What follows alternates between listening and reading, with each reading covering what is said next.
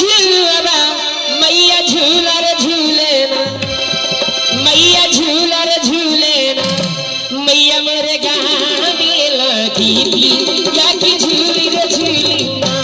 मैया मेरे गाँव में लगी थी या की झूली रे झूली ना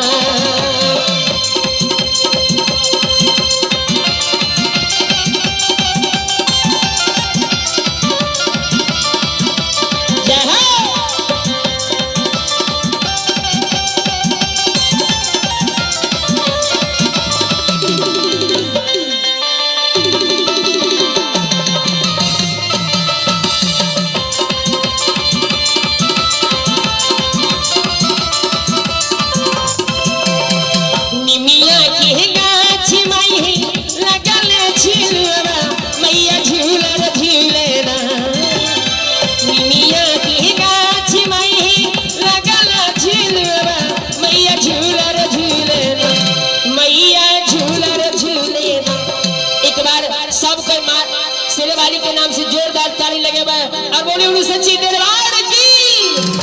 की मैया झूला रे झूले मैया मेरे गाँव में लगी या की झूली रे झूली मैया मेरे गाँव में लगी या की झूली रे झूली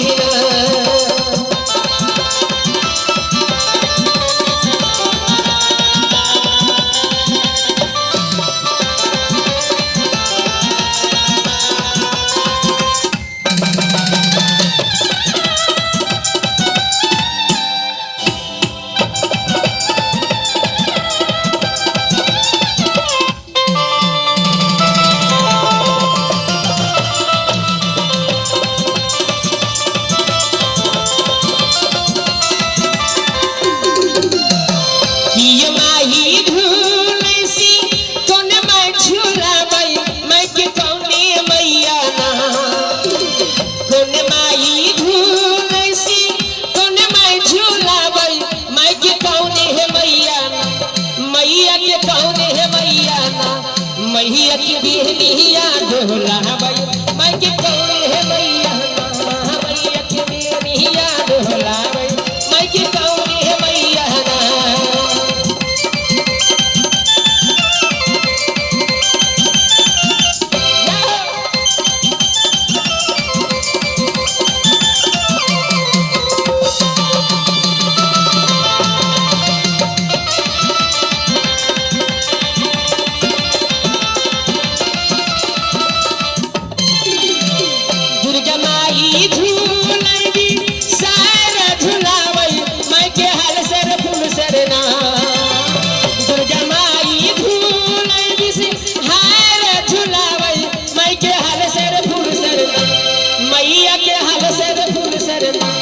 मैया की बिहनिया डोला भाई मैं के हाल सर फूल सरना मैया की बिहनिया डोला भाई मैं के हाल सर फूल सरना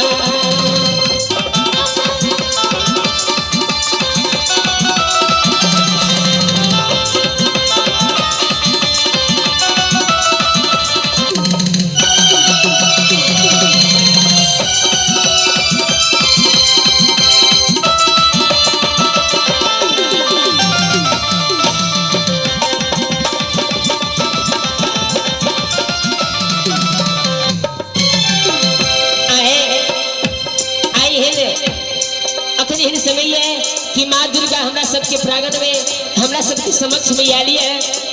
और माँ दुर्गा के हम सब मिलकर माँ के अच्छा श्रद्धा दिल से भक्ति भजन करे छी और माँ के धूल पट्टी चलबे छी। माँ के आए एक दुलारी दीदी की तरह आली है